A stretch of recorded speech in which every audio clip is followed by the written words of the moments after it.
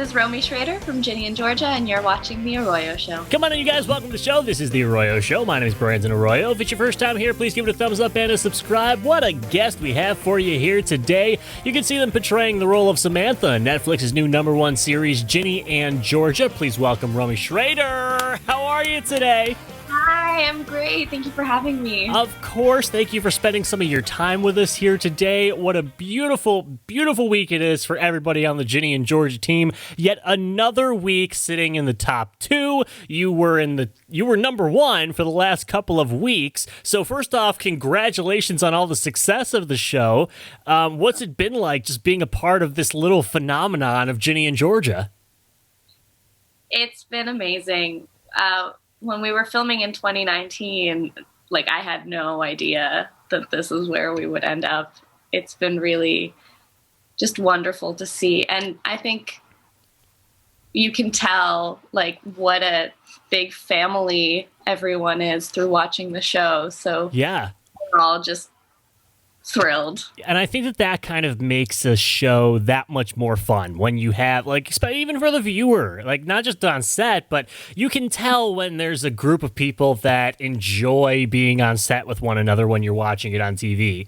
And what a ride it's been. So released back in February, it's been #1 for several weeks. When you hear that a project you work on is #1, what's your reaction to something like that?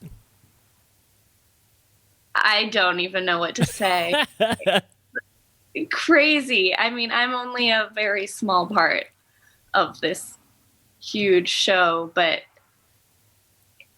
it's just so cool to see how well received it's been and how excited everyone is about it. And I really hope we get to go back in and do another season, because that would just be such a gift. Well, I mean, I wouldn't even say it's necessarily a small part. I would say it's an impactful part, because every time that it seems like Samantha gets on the screen, she's impacting somebody, whether, it be Ginny at the bar or whether it be in a basement at a party. She may not be there every single minute of every single episode, but when she's in there, she makes an impact. Can you just talk to me about Samantha and your thoughts on that character? Oh, well, I've never played a character like Samantha before, and I had a lot of fun doing it. I think Samantha is a deeply flawed person. Aren't we all? Yeah. I think she just tries really, really hard, and she really wants to be liked and accepted, and is struggling with that. And so I feel like that often results with her ending up with her foot in her mouth. But at the core of it, I think she's just trying to make a good impression. It doesn't always work out. So I always love to hear these stories, your booking story. Do you remember where you were, who you were with? Who was the first person you told when you found out that you got the role with Ginny and Georgia? It's actually kind of a funny story. I went in for my audition, and I thought, okay, there's no way I'm getting this job. I've never worked on such a big project before. It's not going to happen. And a few days later, I had a backpacking trip planned with 2 of my friends in France and Italy. Wow. And so I did my audition, and I was like, well, that was fun, but I'm not going to think about it anymore. And then the first night that I was in France, I forgot to tell my agent that I was leaving the country.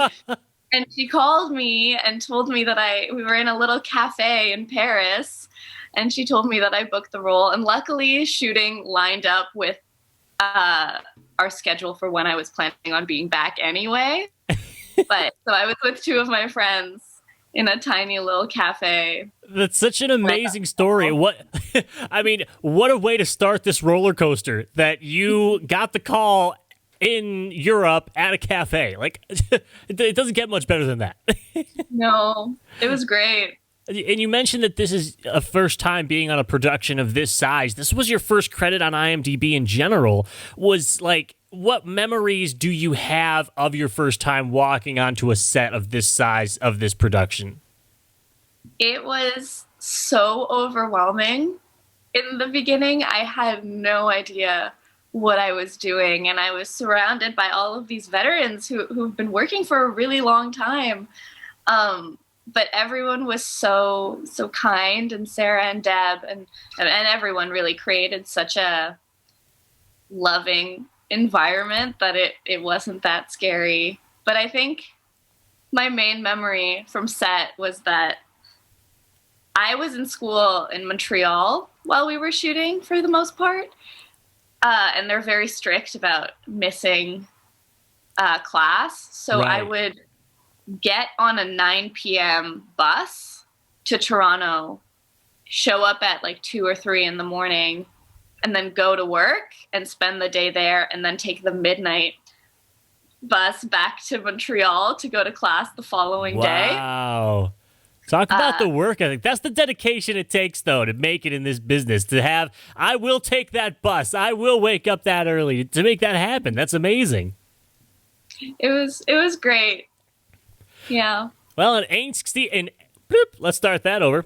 An angsty 15-year-old often feels more mature than her 30-year-old mother in a story that includes lies, love, and plenty of twists. Ginny and Georgia, the #1 series on Netflix, is streaming now. On the line with us right now, she plays the role of Samantha, ROMI SHRAITER. So this is a very exciting time in your life.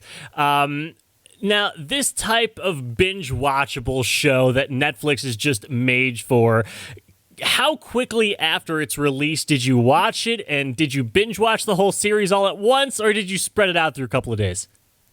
I actually watched it twice. I watched it once by myself and once with a friend of mine, because I watched the first few episodes with him, and then I finished it by myself because we were in tech for a play at the time, and I had a lot of downtime, so I just binged it all in my dressing room. And then the second time, I watched it with him over a couple of weeks. Yeah, you talk about working in a play and being in the dressing rooms. You've still been working theater this past year. What is it like to work on stage during a pandemic, during quarantine, that whole deal? Well, in the beginning, it was a little weird. It definitely took some adjustment. We are doing all of our productions with social distancing, and we're all wearing masks. So it's very weird to not be able to reach out and touch your partner. But it was definitely a huge learning experience. And I think at the end of the day, it's basically the same. I think if you do your work, it's equally impactful. There are just a few more obstacles to get through. Right. So for actors that want to get to where you are right now, working, being in the theater, being able to go on auditions even for television programs, what tips do you have for actors that are looking to get that ball rolling? Oh gosh, I don't know. I feel like I don't even know what I'm doing most of the time. But I'd say it sounds kind of cheesy, but like if you keep working at it and if you keep trying, eventually it'll happen. And it's very easy to get discouraged because I feel like the industry can be quite negative. But if you just keep at it and don't let it get to you, really cool things will happen. And the proof is in the pudding here. A #1 show on Netflix. Ms. Schraiter, you've been doing fantastic things, so congratulations on all that. It is time now for the final 5. They are the last 5 questions of the interview, and they are a snapshot of where you are in life on this day, on March 16th, 2021. It is your who, what, when, where, and how of right now. The first question is, who do you speak with the most each day right now? I'd say it's my friend who I watched the show with. We've been working together a lot, so I see him basically every day. Also in the theater production with you then? Mm-hmm. Very cool. What item do you use each day that isn't your phone?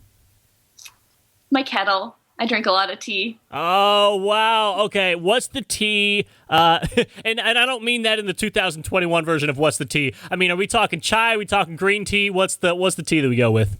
We're talking an Earl Grey with like a little sploosh of milk and a tiny bit of sugar. I feel like there's some Food Network tea version coming in your future with that sort of instructions for the tea we got going on here. Don't tease me. That's a dream.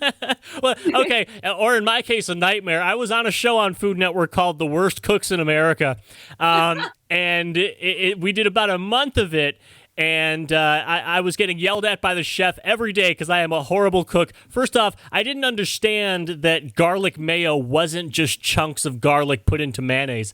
So I fed our chef a garlic mayonnaise sandwich, and she was none too pleased with me. Everybody can go check that out. That's on Hulu. Season 12, Worst Cooks in America, on the Food Network.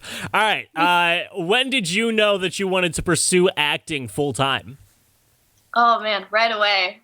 I played the Snowflake Queen in my kindergarten play. We're taking it all the way back to kindergarten. Oh yeah, right away. Where is your dream vacation? Anywhere that's warm. I'm in Montreal right now, and it's been very chilly. Even more so this week, right? I think the temperatures dipped a little the last couple days. Yeah.